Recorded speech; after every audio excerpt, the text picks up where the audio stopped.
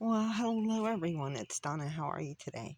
So, it's the 16th of March right now, and I just wanted to show you that so far all of the daylilies that I have transplanted appear to be successful. Don't know if the part of the iris root that broke off and was planted, if it's going to come up or not, but here's the rest of them.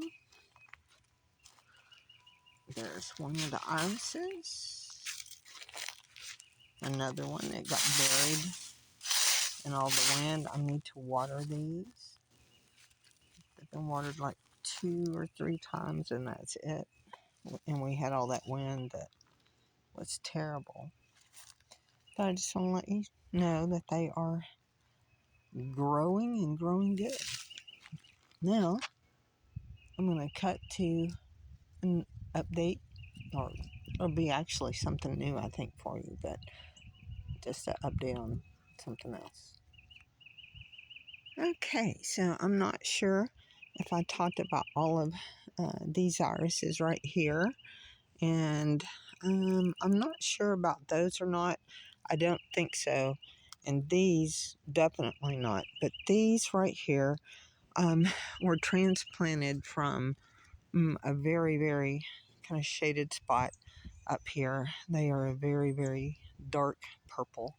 And these, there's some yellow ones in here and some bronze ones in here that have been here for I don't know how long. And they, like, some of these down in here, I really need to divide them.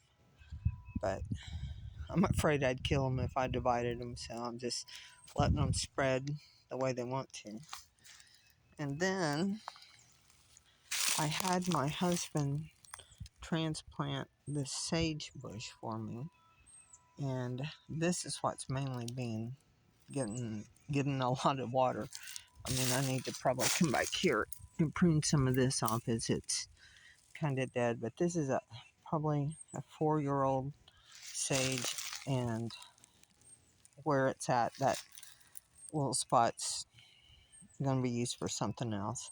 When this thing blooms, it is absolutely gorgeous. The bees, the butterflies, the moths, everything loves this thing. And I really, really want to keep it alive since I mean, I know it's going to grow a lot more this year, but it's supposed to be, I guess, an evergreen little bush. I didn't know it was truly a bush when I planted it. I just thought it was a herb. Whoops. But as far as I know, this will probably be its forever home now. And I'm actually thinking about getting a couple of more sage bushes, little ones, to grow up in different areas, or maybe quite a few of them, since it doesn't appear that the deer like to eat them, so, nor the rabbits.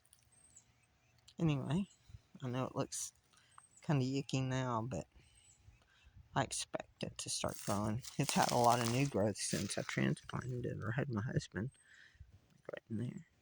It's doing good. Later.